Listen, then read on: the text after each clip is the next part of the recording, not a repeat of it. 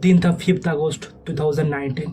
पाकिस्तान के जनरल कादिर खान अपनी कैंसर की रिपोर्ट को लेकर एक डॉक्टर के पास जाता है, जहां वो डॉक्टर उसे कहता है कि जनाब आपके पास ज़्यादा से ज़्यादा सिर्फ 3 महीने हैं।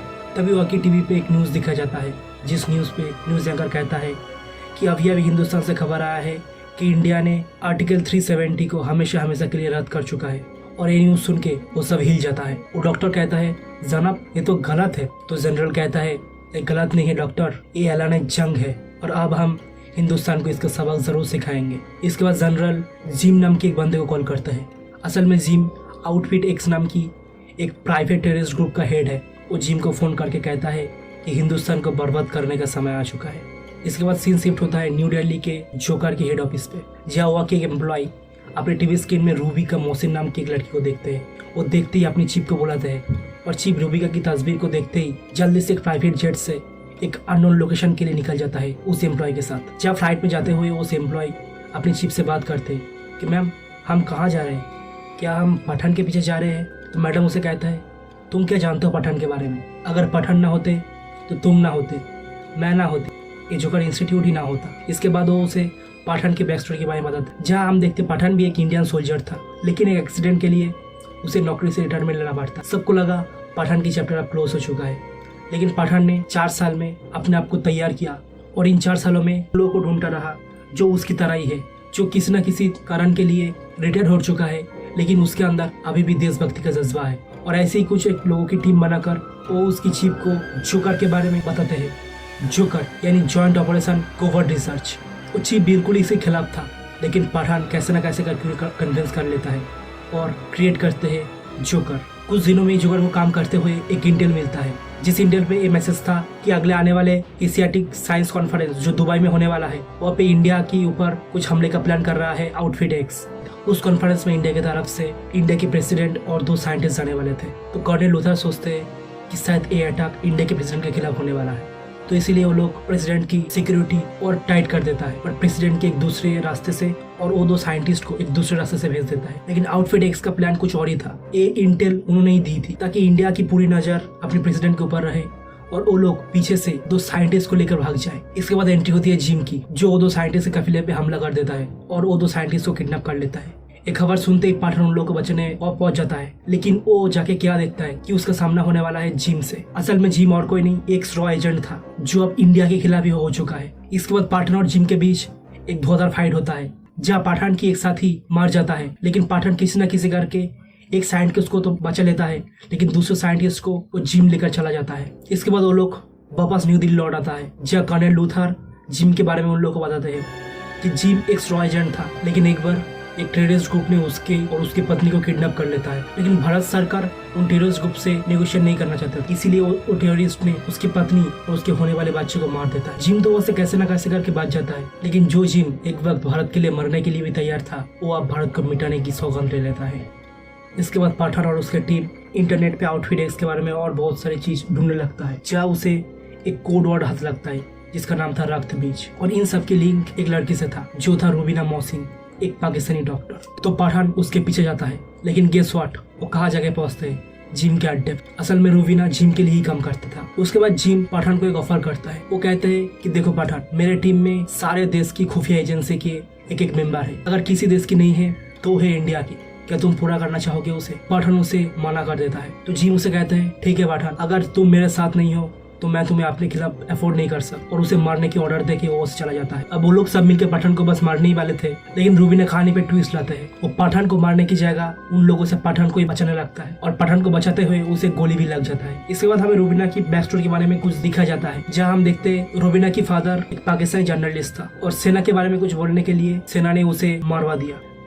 जब रूबीना को होश आता है तो पठान उससे रक्त बीज के बारे में पूछता है। तो रूबीना उसे कहता है रक्त बीज रसिया की एक बिल्डिंग में है और जिम 7 दिन बाद उसका डिलीवरी लेगा। तो यानी हमारे पास रक्त बीज को चुराने के लिए बस 7 दिन ही है। तो लोग रक्त बीज को चुराने के लिए रशिया पहुंचते हैं, जहाँ उस जगह पता चलता है कि रक्त बीज एक सिक्योर बिल्डिंग के एक सेफ कंटेनर में है और जिसे खोलने के लिए एक ताला और एक चाबी चाहिए। और ये ताला ग्रेगर नाम के एक आदमी के पास और चाबी कैरल नाम की एक औरत के पास है। फिर पठान और रूबी का अपना ऑपरेशन स्टार्ट कर देते हैं, जहाँ रूबी का ग्रेगर को सीड्यूस करके वो ताला लेके आता है और पठान तू है मेरी करल एक गाना गा के केरल से वो चाबी लेके आता है। फिर वो लॉक को खोल देता है और वहाँ से रक्त भी चुरा लेता है। लेकिन रूबिका यहाँ पठान को डबल क्रॉस कर देता है।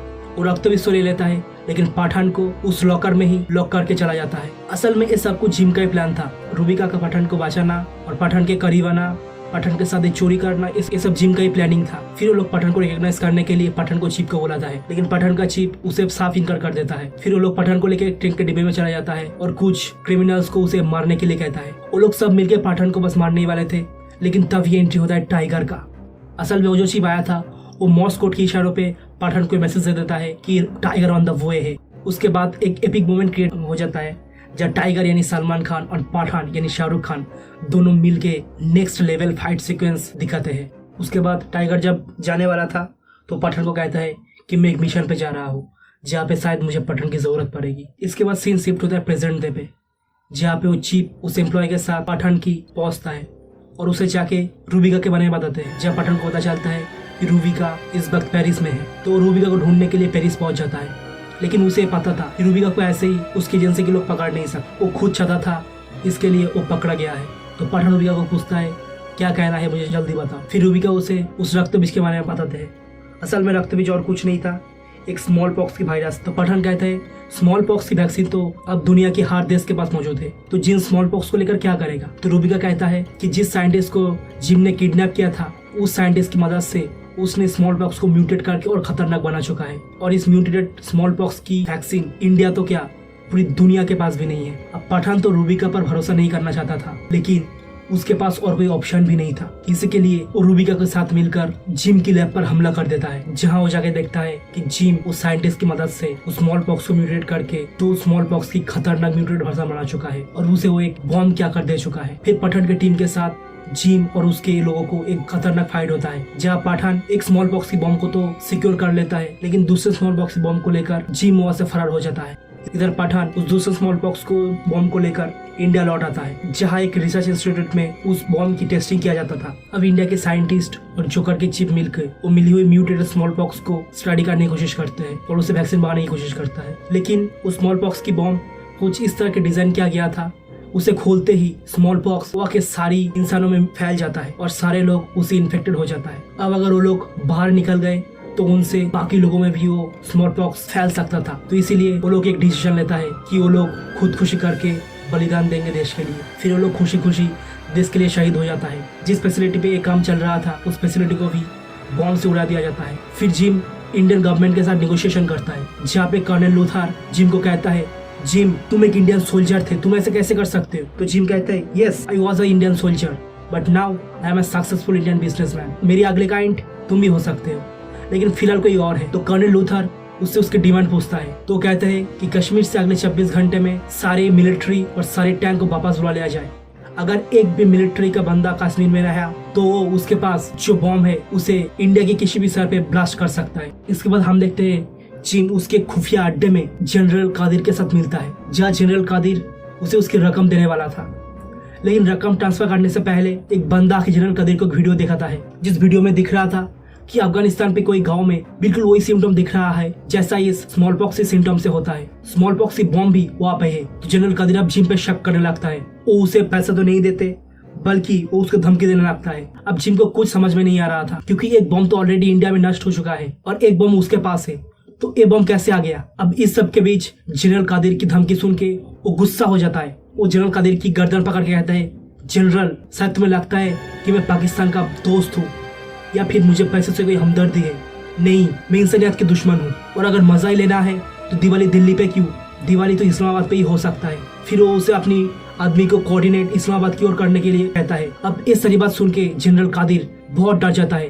वो जिम से माफी मांगता है और पूरा पैसा जिम को ट्रांसफर कर देता है। इसके बाद जिम अपनी एक टीम को भेजता है उस गांव की इंस्पेक्शन करने के लिए, लेकिन ये सब एक ट्रैप था जो ट्रैप पठान ने क्रिएट किया था। वो उस गांव के सारे लोगों को इन्फेक्टेड होने की एक्टिंग करने के लिए कहता है और एक बॉम्ब की प्रोटोटाइप वहाँ पे रख देता है। जिम के लोग जब वहाँ पे इंस्पेक्शन करने के लिए जाता है तो वो लोग सब पठान के जाल में फंस जाता है।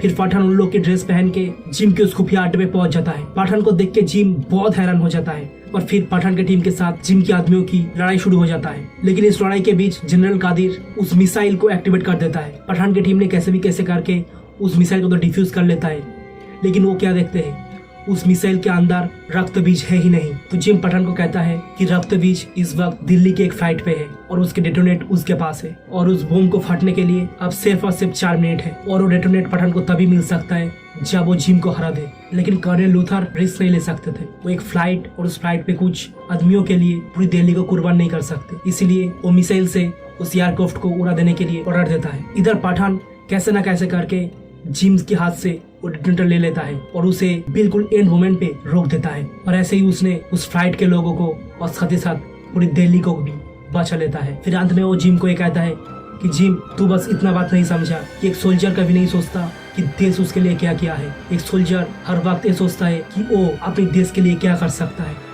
और ये कहते ही पठान जिम को खाई में फेंक देता है। इसके बाद सीन शिफ्ट होता है new Delhi P joker office, जहाँ से पठान जाने वाले थे, लेकिन तभी कर्नल लूथर आके पठान को रोक देता है और ये कहते हैं, पठान, पता है पास्ट में हमसे बहुत गलती हुई है, लेकिन ना ही इस देश को सिर्फ अकेले पठान या अकेले टाइगर या फिर अकेले कबीर रोक सकता है। अगर हमें रोकना है तो एक साथ मिलकर काम करना पड़ेगा और इसी के लिए एक टीम की जरूरत है और उस टीम की लीडर तुम बन सकते हो। और एक है कि उसके हाथ में एक फाइल हैंड ओवर करता है। और इसके बाद हमें इस मूवी का लास्ट एंड क्रेडिट सीन भी दिखा जाता है, जहाँ पे हम देखते हैं वही रशिया के ट्रेन वाला सीन, जहाँ पे उस धमाकेदार एक्शन के बाद वो दोनों बैठ के ये सोचते हैं, यार अगर हम लोगों ने रिटायर कर लिया तो हमारी जगह कौन लेगा। बहुत सोच के उन लोगों ने देखा कि नहीं, हमारी जगह कोई नहीं ले सकता, हमें कंटिन्यू करना पड़ेगा। और इसी नोट के साथ इस मूवी का एंड होता है।